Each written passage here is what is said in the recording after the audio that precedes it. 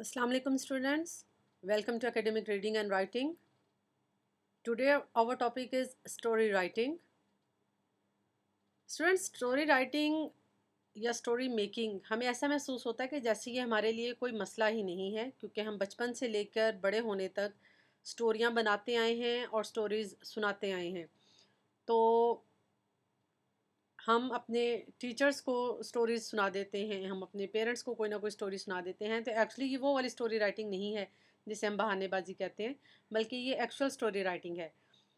अच्छा, यहाँ पर थोड़ा सा मैं आपको क्लियर कर दूं कि स्टोरी राइटिंग देखने में हमें एक बहुत सिंपल सा राइटिंग स्टाइल लगता है, मगर ये सिर्फ हमें इसलिए लगता है कि हम सिर्फ याद करके या क्रैम करके जो ऑलरेडी रिटन स्टोरीज होती हैं उसको ही एग्ज़ाम्स में लिख दिया करते हैं। यहाँ पर अपनी स्टोरी खुद क्रिएट करनी है, खुद से उसके इवेंट्स और उसके कैरेक्टर्स क्रिएट करने हैं।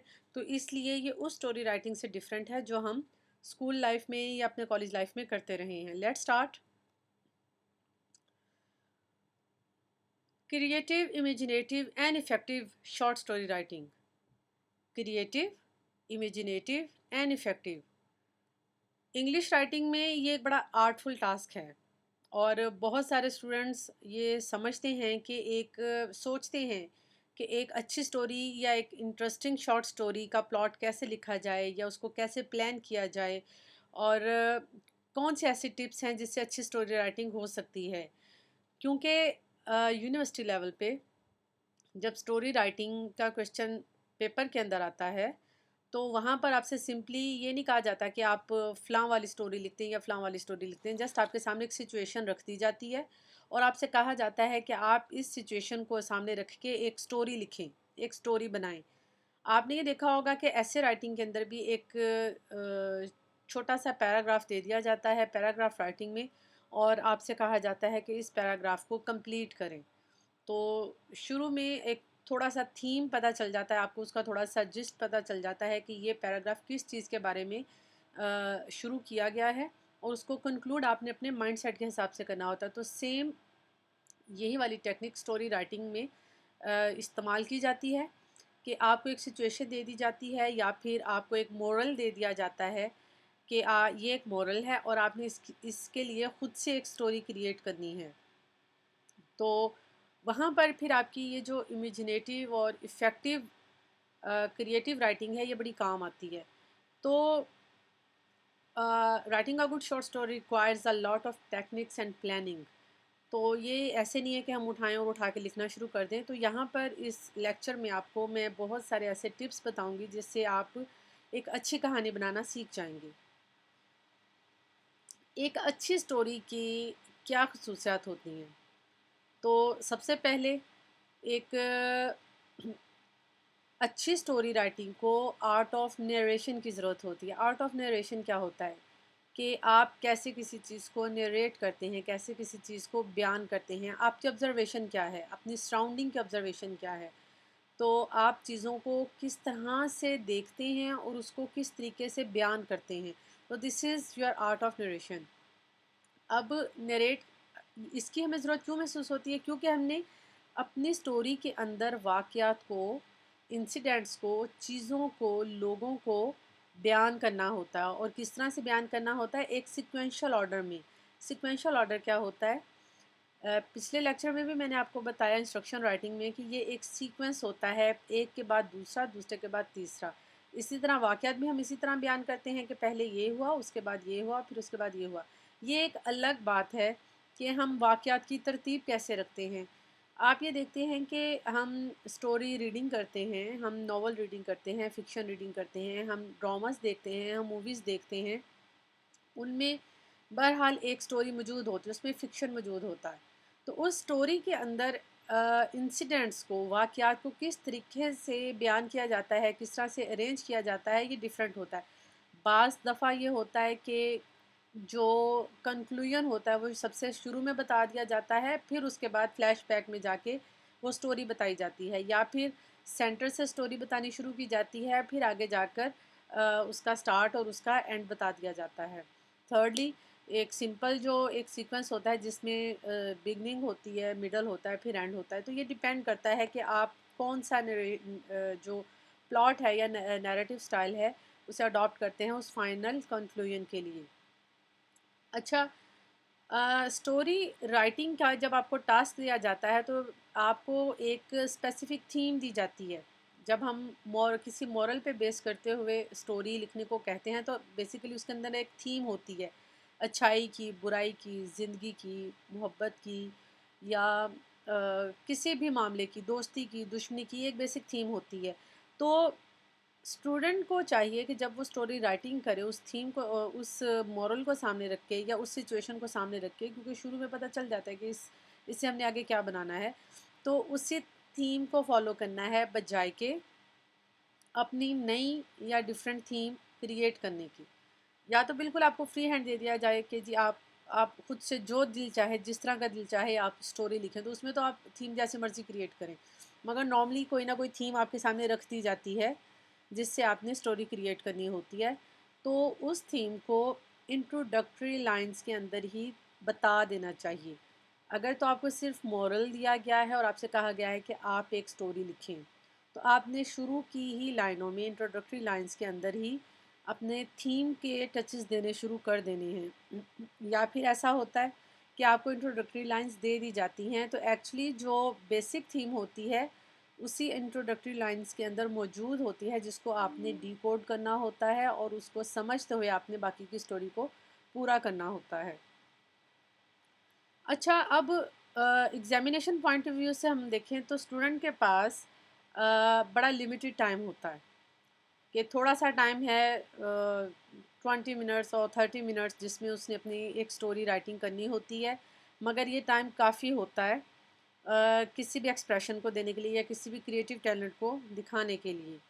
तो अ, जैसे मैंने आपसे कहा कि स्टोरी के शुरू में ही आपने थीम को फॉलो करना शुरू कर देना है, same as beginning and the concluding lines must support the main part of the events describe in the story. तो सिर्फ थीम को ही सपोर्ट ना कर रहे हों, बल्कि जो स्टोरी के अंदर जो इवेंट्स बताए जा रहे हैं उनके साथ उनका बिगनिंग और उसका एंड जो है वो रेलिवेंट हो। बाज़ दफ़ा ये होता है कि हम स्टोरी तो लिखना शुरू करते हैं मगर एकदम से उसकी टोन बदल जाती है या उसके हालात व वाक़यात बदल जाते हैं और स्टार्ट के साथ उसका जो बाकी का स्टोरी लाइन होती है वो बिल्कुल भी मैच नहीं कर रही होती। तो ये गलती नहीं करनी है। एक यकसुई और उसके अंदर एक कंटिन्यूटी नज़र आनी चाहिए आपकी राइटिंग के अंदर। अच्छा, यहाँ पर मज़ीद कुछ टिप्स हैं जिससे आपकी स्टोरी राइटिंग बेहतर होंगी। This creative writing techniques will enable you to make your own short story and become a great short story writer. तो शॉर्ट स्टोरी राइटर बनना एक जब एक ये पैशन हो तो उसके लिए फिर आपके अंदर से ही एक आवाज़ उठती है और आपके अंदर से ही एक सपोर्ट मिलती है। मगर यहाँ पर चूँकि आप डिफरेंट मेजर से हैं, आप के डिफरेंट डिपार्टमेंट्स हैं, बेसिकली आप लिटरेचर से नहीं हैं, तो ये आपके लिए एक तरह की मजबूरी भी हो सकती है कि आपने स्टोरी राइटिंग करनी है। मगर स्टोरी राइटिंग की पावर होना या उसकी टेक्निक्स का पता होना ये हमारे हर प्रोफेशन में हमारे काम आता है। तो इसमें आगे से आगे मैं आपको बताती जाती हूँ कि आपने कौन कौन सी छोटी छोटी चीज़ों को मद्देनज़र रखना है स्टोरी राइटिंग करते हुए। सबसे पहले तो आपने ये बात याद रखनी है कि जितना भी लिटरेचर होता है वो तीन चीज़ों पे बेस करता है, इल्यूजन पे, प्लायर पे और ट्रुथ पे। तो ये तीन चीज़ें हैं जो आपको किसी भी लिटरेचर के अंदर नज़र आएंगी, जिसके अंदर एल्यूजन है जिसमें हम ख्याली बात करते हैं, इमेजिनेटिव बात करते हैं, प्लायर है जिसमें हम सिर्फ एंटरटेनमेंट के लिए लिखते हैं या ऐसे पीस ऑफ राइटिंग लिखते हैं जिससे दूसरों को एंटरटेनमेंट मिले या फिर किसी को हम सच्चाई से रोशनास करने के लिए या सच्चाई से आगाह करने के लिए लिखते हैं। तो यही तीन बेसिक चीज़ें होती हैं जो किसी भी लिटरेचर के अंदर मिलेंगी। तो जब आपने स्टोरी राइटिंग करनी होती है तो आपने इन्हीं तीन चीज़ों में से किसी एक चीज़ को सिलेक्ट करना है या इसका कम्बिनेशन यूज़ करना है। ये नहीं कि आपने सिर्फ अगर इल्यूजन लेना है तो इल्यूजन ही आएगा, या प्लायर है तो प्लायर ही रहेगा, या ट्रूथ है तो ट्रूथ ही रहेगा, बल्कि इन तीनों को मिला के या इनके कम्बिनेशन के साथ हम कोई भी स्टोरी क्रिएट कर सकते हैं। तो ये आपने स्टोरी लिखने से पहले ये डिसाइड करना है कि आप किस चीज़ को प्रेजेंट करना चाह रहे हैं, कौन सा एस्पेक्ट है अपनी राइटिंग का या लाइफ का जो आप अपने रीडर को दिखाना चाहते हैं। फिर जो पहला पैराग्राफ हो वो बड़ा कैची किस्म का होना चाहिए, वो बड़ा अट्रैक्टिव किस्म का होना चाहिए, बड़ा वो बोगस किस्म का नहीं होना चाहिए। जब कोई आपकी लिखी हुई स्टोरी को पढ़ने बैठता है तो एक्चुअली उसने डिसाइड किया है कि उसने अपने एक टाइम का एक पोर्शन आपको देना है। तो आपने उसकी इंटेंशंस को, उसके अटेंशन को ग्रैब करने के लिए ऐसी लाइनें लिखनी हैं या स्टार्टअप ऐसा देना है कि दूसरा फ़ील करे कि जी, ये मुझे आगे मज़ीद पढ़ना है। और फिर उसमें ये नहीं है कि आपने अगर स्टार्ट किया है अनयूजुअल और अनएक्सपेक्टेड वे हो तो बहुत अच्छी बात है। तो उसमें अपनी फीलिंग को बहुत ज़्यादा बयान नहीं करना है, बल्कि आपने जस्ट एक स्टोरी स्टार्ट करनी है और अपने रीडर को इस चीज़ के लिए मजबूर करना है कि वो उसको फ़ील करे या उससे अपने ही नतीजे निकालने की कोशिश करे। हमेशा इंट्रोड्यूस करवाने की कोशिश करें लाइवली और मल्टी फैसेटेड कैरेक्टर्स। तो मल्टीपल किस्म के कैरेक्टर्स मुतारफ़ करवाएं। आप ये देखते हैं, आप यहाँ पर मैं मूवीज़ की बात भी करूँगी, यहाँ पर मैं फ़िक्शन की बात भी करूँगी। तो आप ये देखते हैं कि बड़े ज़बरदस्त किस्म के कैरेक्टर हैं। ड्रामास के अंदर आप देखते हैं कि बड़े मल्टीपल किस्म के कैरेक्टर्स होते हैं और बड़े लाइवली किस्म के करैक्टर हों। तो मरे मरे से करैक्टर ना हो या बिल्कुल भी ऐसे ना लगे कि ये क्या हम पढ़ रहे हैं।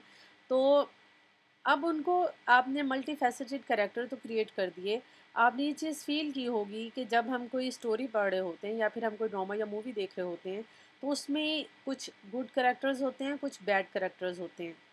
तो नॉर्मल लाइफ में अगर आप अपने इर्द-गिर्द देखें तो हमेशा आप ये देखते हैं कि हमेशा जो गुड करैक्टर होता है वो हमेशा गुड नहीं होता है, उसके अंदर कोई ना कोई बुराई मौजूद होती है। या जो बुरे करैक्टर होते हैं वो मुकम्मल बुरे नहीं होते, उनके अंदर कहीं ना कहीं कोई ना कोई अच्छाई मौजूद होती है।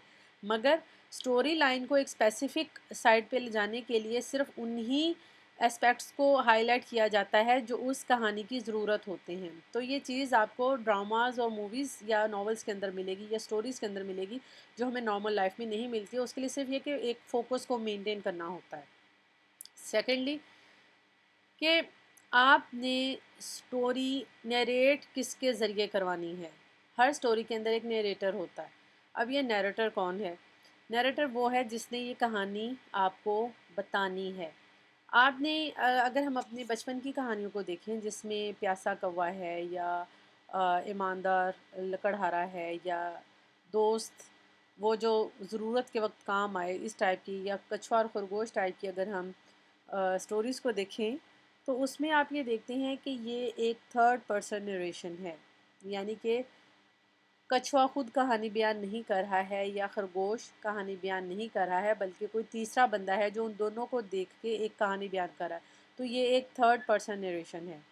अगर कहानी कैरेक्टर जो मेन कैरेक्टर है अपने मुंह से बयान करे तो वो कहानी फ़र्स्ट पर्सन नरेशन हो जाती है।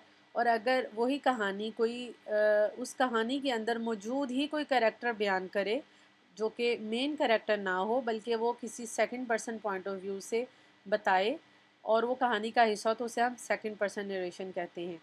अब जब हम अपनी ज़िंदगी का कोई इंटरेस्टिंग वाक़या बता रहे होते हैं तो एक्चुअली हम फ़र्स्ट पर्सन नरेशन कर रहे होते हैं। यानी कि उसमें मैं हम करके खुद बात करते हैं कि मेरे साथ ये हुआ, मैंने ये किया, या हमने ये किया, हमने वो किया। तो ये फर्स्ट पर्सन नरेशन हो सकती है। या फिर हम जब किसी अपने दोस्त या अपने किसी फैमिली मेम्बर की ज़िंदगी का वाक़या बताने लगते हैं तो एक्चुअली हम वो हमारा मेन कैरेक्टर है और हम उसकी कहानी बयान कर रहे हो, तो यहाँ पर हम सेकंड पर्सन होते हैं। मगर जब हम बिल्कुल डिटैच होकर स्टोरी से बाहर निकल के सिर्फ कैरेक्टर्स की मूवमेंट और उनके स्टेट ऑफ माइंड और उनके इमोशंस को बताने की कोशिश करते हैं, तब हम थर्ड पर्सन नरेशन कर रहे होते हैं। अच्छा, ये नॉवल से बहुत ज़्यादा डिफरेंट होती है। कहानी तो दोनों तरफ होती है, प्लॉट तो दोनों तरफ होता है, फिर ये डिफरेंट कैसे होती है? तो नॉवल के अंदर मल्टीपल नरेटर हो सकते हैं। उसमें फर्स्ट पर्सन भी हो सकता है, सेकंड पर्सन भी हो सकता है, third person, at the same time 3-4 narrator हो सकते हैं और कहानी को डिफरेंट पॉइंट ऑफ व्यू से भी देखा जा सकता है। जबकि स्टोरी में चूँकि एक शॉर्ट स्टोरी होती है तो नरेटर एक ही होता है, उसमें पॉइंट ऑफ व्यू या नरेटर को बदलने की ज़रूरत नहीं होती है। अच्छा, इसमें कुछ डायलॉग भी ऐड किए जाते हैं, सिर्फ सिंपली कहानी नहीं बता देनी कि ये बात ऐसे हुई, ये बात ऐसे हुई, ये बात ऐसे हुई। ये तो जस्ट यही होगा जैसे आपने कोई वाक़या बयान कर दिया जिसमें बस ठीक है, कुछ इवेंट्स हैं जिसमें आपने उसे डाल दिया है।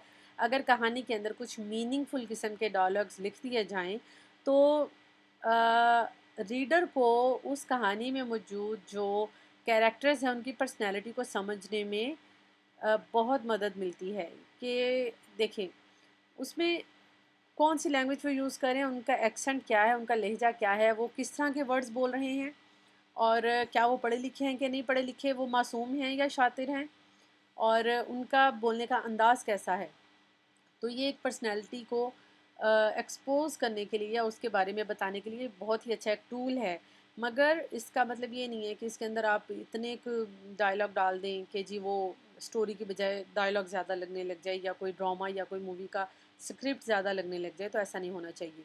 फिर एक प्लॉट है, प्लॉट डिज़ाइन करना है कि हमने वाक़यात को, सिचुएशन को सामने रखते हुए या टर्निंग पॉइंट को सामने रखते हुए कैरेक्टर्स कब कब क्या करेंगे और हमने स्टोरी को एंड कैसे करना है। इसको हम सिंपली एक मैं आपको एक घर की मिसाल देती हूँ। एक सिंपली जब हमने एक घर बिल्ड करना होता है एक ज़मीन के ऊपर, तो हमारे ज़हन में कुछ बेसिक चीज़ें होती हैं। अब एक किचन, एक बाथरूम, एक बेडरूम और एक एंट्रेंस और एक सीढ़ियों की जगह या कुछ चीज़ें लॉन्ड्री की जगह, ये बेसिक चीज़ें हैं जो हर घर के अंदर मौजूद होती हैं। मगर हर घर वालों का उसको बनाने का अंदाज़ मुख्तलिफ होता है। वो ये डिसाइड करते हैं कि हमने एक्चुअली ड्राइंग रूम कहाँ पे रखना है, एक्चुअली हमने अपना लिविंग रूम कहाँ पे रखना है, हमारा स्टडी कहाँ पे होगा, बेडरूम कहाँ पे होगा, किचन किस साइड पे होगा, और हम सीढ़ियों का रास्ता किस तरफ से रखेंगे, एंट्रेंस हम किस साइड से रखेंगे, और हमने खिड़कियाँ किस साइड पे रखनी हैं। तो this is what we call plotting of story. तो प्लॉट एक्चुअली बेसिक चीज़ें हमारे पास मौजूद होती हैं, मगर ये हमने डिसाइड करना होता है कि हमने किस इवेंट को, किस सिचुएशन को और किस चीज़ को कहाँ पे रखना है, और उससे अपने अपनी एक स्टोरी को किस तरह से इंटरेस्टिंग बनाना है। तो plot is a series of events deliberately arranged so as to reveal their dramatic, thematic and emotional significance. तो हमने इंसिडेंट्स को किस तरीके से अरेंज करना है कि उनमें ड्रामेटिक और थीमेटिक और इमोशनल जो उसका सिग्निफिकेंस है उन इवेंट्स का वो सामने आए। तो आपने स्टूडेंट्स ये भी देखा होगा कि एक ही स्टोरी बहुत सारी मूवीज़ में एक ही स्टोरी को मुख्तलिफ अंदाज में पेश किया जाता है, तो this is the difference of their plot. Basic चीज़ वही है, स्टोरी लाइन वही है, मगर ये प्लॉट है जिसमें उसकी प्रेजेंटेशन बदल जाती है। अब एक स्टोरी को सिंपली एक नॉर्मल सा वाक़या नहीं होना चाहिए कि जी मैं घर से बाहर गई और मेरे साथ मैंने ये देखा, ये देखा, ये देखा और मैं घर वापस आ गई। This is not a sort of story. Story क्या होता है, जहाँ पर एक कॉन्फ्लिक्ट मौजूद हो, जहाँ पर एक टेंस एटमॉस्फेयर मौजूद हो। तो ये कैसे होगा? कॉन्फ्लिक्ट क्या है? Conflict is the fundamental element of fiction because in literature only trouble is interesting. तो स्टोरी में ट्विस्ट कैसे आता है, स्टोरी में एंटरटेनमेंट कैसे आती है, उसके अंदर मोरल कैसे आता है, अगर वहाँ पर हमें कोई प्रॉब्लम या कोई ट्रबल फेस करनी पड़े, हमें करनी पड़े या हमारे मेन कैरेक्टर को फेस करनी पड़े। It takes a trouble to turn the great themes of life into a story. तो अब ये जो ट्रबल होती है ना, एक्चुअली ये लाइफ की जो बेसिक थीम्स हैं, जो हमारी बेसिक लाइफ से रिलेट करती हैं, जो रियलिटी से रिलेट करती हैं, लाइक बर्थ है, लव है, वर्क है, डेथ है, तो ये एक्चुअली उसको रिप्रेजेंट करती हैं। अब जहाँ पर कॉन्फ्लिक्ट होगा वहाँ पर क्लाइमेक्स भी होगा। क्लाइमेक्स क्या है? क्लाइमेक्स एक ऐसा पॉइंट है, टर्निंग पॉइंट है, जहाँ पर हमारे मसाइल हल होना शुरू हो जाते हैं या स्टोरी के अंदर मसाइल हल होना शुरू हो जाते हैं। The main character understand what hasn't been seen before. Main character को अंदाज़ा हो जाता है कि पहले ऐसा नहीं था, मगर अब मेरे मेरे ऊपर एक ऐसा टाइम है जहाँ पर मैंने फ़ैसला करना है कि मुझे क्या करना चाहिए, and realises what must be done. बिल्कुल वही कि अब क्या होगा तो ये मसला हल होगा, अदरवाइज़ ये काम ऐसे ही चलता रहेगा। और finally decides to do it, और फिर आखिरकार वो करने के लिए तैयार हो जाए। अब ये जब क्लाइमेक्स हो गया और फिर उसके बाद रेजोल्यूशन की तरफ बढ़ना शुरू हुए, तो एंड पे जाके आता है कंक्लूजन। तो द सेंट्रल कैरेक्टर में विन और में लूज़। अब जो सेंट्रल कैरेक्टर है चूँकि उसके ऊपर एक कन्फ्लिक्ट आया और उसने उस कन्फ्लिक्ट के नतीजे में उसने ये डिसाइड करना था कि उसने इस चीज़ से क्या कौन सा ऐसा एक्शन करना है जिससे कि मसाइल ख़त्म हो जाएं। और फिर वो क्लाइमेक्स आता है, क्लाइमेक्स के बाद रेजोल्यूशन की तरफ बात बढ़ती है, तो उसके नतीजे में या तो सेंट्रल करैक्टर जीत जाएगा या हार जाएगा। मगर इन दोनों के अंदर क्या चीज़ हमारे सामने आएगी? Reality of society, reality of life. तो कोई ऐसी बेसिक चीज़ होगी उसके अंदर जो हमारी ज़िंदगी में वाकई एग्जिस्ट करती होगी, जिससे हमें वाकई ही कोई सबक हासिल होता होगा। अगर हम शॉर्ट स्टोरी राइटिंग की फॉर्मेट की बात करें, तो पैराग्राफ राइटिंग के अंदर मैंने आपको एक सिंपल पैराग्राफ राइटिंग के अंदर आपको 3 चीज़ें बताई थी, जिसमें बिगनिंग थी, फिर मिडल था, सपोर्टिंग आर्गूमेंट्स थे, फिर उसके बाद उसकी एंडिंग थी या उसका कंक्लूजन था। तो सेम एज़ इसी तरह का मिलता जुलता फॉर्मेट है। तो बिगनिंग में आपने बड़ी इंटरेस्टिंग फ्रेजेस लिखनी हैं कि वो ग्रैबिंग हो, बड़ी कैची किस्म की हों, रीडर को अपनी तरफ मुतवज्जो कर लें और रीडर को मजबूर करें कि वो फर्दर स्टोरी को पढ़ें। Like Adam was in a fix, या फिर द डे वॉज डिपार्टिंग, या फिर the breeze was massaging his face, every morning I use to walk there but that day was different. अब ये देखें कि ये जो इस टाइप की जो फ्रेजेस हैं, ये इंटरेस्टिंग लगती हैं और रीडर को लगता है मुझे आगे पढ़ना है। ये जो आखिरी वाली लाइन है, every morning I use to walk there but that day was different, तो ये फ़ौरन जो है ना तवज्जो को हासिल कर लेता है, ग्रैबिंग किस्म का है। फिर उसके बाद कैरेक्टर इंट्रोडक्शन आएगा। अ, हर मॉर्निंग में मैं वॉक करती थी और मगर उस दिन बड़ा डिफरेंट था, और वहाँ पर मैं आपको एक कैरेक्टर रिवील करने के लिए जा रही हूँ, और मैंने उस कैरेक्टर को बताना है कि उसने कपड़े कैसे पहने हुए थे, उसके बाल कैसे थे, उसकी एज कैसी थी, उसकी आंखें कैसी थी, उसका देखने का अंदाज़ कैसा था, वो देखने में उसकी क्या सिचुएशन लग रही थी।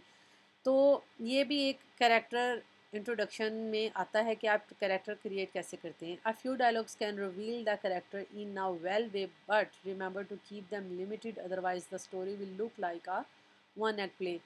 एक दो डायलॉग ज़रूर ऐड करें पूरी स्टोरी के अंदर, मगर जिस नरेटर की ज़ुबान से आप कहानी सुना रहे हैं या लिख रहे हैं, तो उसी नरेटर के हाथ में स्टोरी को रहने दें, मगर कुछ डायलॉग ऐड कर दें जिससे हमारा जो कैरेक्टर है वो रिवील हो जाए। फिर प्लॉट की बारी आती है। प्लॉट के बारे में मैंने आपको पहले बताया कि एक्चुअली प्लॉट क्या होता है, एक स्टोरी का प्लॉट क्या होता है। तो यहाँ पर भी मैं आपको बता दूँ, description of happenings in their best order, यानी कि जो जो वाक़यात हुए हैं उसको हम कैसे बयान करते हैं, उनकी तरतीब हम कैसे लगाते हैं कि पहले कौन सा वाक़या बताना है, फिर कौन सा वाक़या बताना है, फिर कौन सा वाक़या बताना है, और फिर उसके बाद आ जाता है कंक्लूजन। अगर हम मार्किंग स्कीम देखें, तो ये भी यहाँ पे आपको बताना ज़रूरी है कि 10 मार्क्स की अगर आपको स्टोरी राइटिंग आई है, तो आपको सिर्फ एक मोरल दे दिया गया है या आपको एक सिचुएशन दे दी गई है, और आपसे कहा गया है कि आपने उसको एक टाइटल भी देना है और आपने एक स्टोरी लिखनी है, उसका एक मोरल भी देना है। तो टाइटल का एक नंबर होता है फ्लुएंसी, जिसमें पढ़ने वाले को लगता है कि बड़ी सीक्वेंस के साथ ये लिखी गई है। 2 नंबर उसके होते हैं एक्यूरेसी के, कि वो उसका ग्रामर ठीक है या उसका सेंटेंस स्ट्रक्चर ठीक है, तो उसके 2 मार्क्स होंगे। बाकी जो उसकी स्टोरी लाइन है, जो उसका कंटेंट है, उसके अंदर जो आपने कैरेक्टर्स बनाए हैं, जो उसके अंदर आपने सिचुएशंस क्रिएट की हैं, जो एक्चुअल स्टोरी है, 5 मार्क्स उसके होते हैं। तो देखें कि एक एक नंबर की बड़ी अहमियत है इसके अंदर। और यहाँ पर एक शॉर्ट स्टोरी के कुछ हिंट्स मैंने दिए हैं आपको। सिंपली एक टॉपिक दे दिया गया, where there is love there is God. ये एक टॉपिक दे दिया गया स्टोरी के लिए कि जी आपने इस पर एक स्टोरी लिखनी है, और ये बाकी आउटलाइन ये स्टूडेंट ने खुद करनी है। ठीक है, यहाँ पर मैं आपको एक आउटलाइन दे रही हूँ और उसके एक छोटा सा एक रफ ड्राफ्ट है कि आपने पहले ये छोटी छोटी चीज़ें हैं उसको अरेंज करना है। पहले ये हुआ, ये हुआ, ये हुआ, एक छोटा सा यानी कि एक आपने अपना मटेरियल इकट्ठा कर लिया, और फिर उसके बाद इसको हमने फाइनल शेप दी। तो ये देखिए कि ये पीछे जो आउटलाइन मैंने आपको दिखाई थी, ये आपको प्रोवाइड नहीं की जाएगी, ये आपने खुद से क्रिएट करनी है। आपको या तो किसी स्टोरी का टाइटल दे दिया जाएगा या फिर आपको छोटी सी डिटेल दे दी जाएगी, और या फिर आपको इसी तरह का एक छोटा सा एक थीम दे दिया जाएगा। तो स्टोरी आपने खुद से क्रिएट करनी है। तो ये आउटलाइन है कि पहले आउटलाइन आपने कैसे करनी है और फिर उसके बाद इसको आपने आउटलाइन को कंप्लीट कैसे करना है। आप ये देखेंगे कि इसके अंदर आपको बिगनिंग भी नज़र आएगी, फिर आपको इसके अंदर कैरेक्टर्स नज़र आएंगे, फिर इसके अंदर कुछ डायलॉग नज़र आएंगे, फिर एक वक्त आएगा कि उसके अंदर आपको एक कंफ्लिक्ट नज़र आएगा, परेशानी नज़र आएगी। फिर परेशानी के बाद उस परेशानी को हल करने के लिए क्या कोशिशें की गई, और यहीं पर आकर क्लाइमैक्स आ जाता है, जिसके बाद रीडर को भी अंदाज़ा हो जाता है कि अब ये जो स्टोरी है अपने मंतकी अंजाम की तरफ जा रही है, और फिर हमने उसको कंक्लूड करके कोई ना कोई लाइफ लेसन उसके अंदर दे देना है। तो स्टूडेंट्स, ये था हमारा स्टोरी राइटिंग। अगर आपको किसी भी किस्म की बात की समझ ना आई हो तो आप इजी क्लास के प्लेटफॉर्म पे मुझसे पूछ सकते हैं। Thank you very much.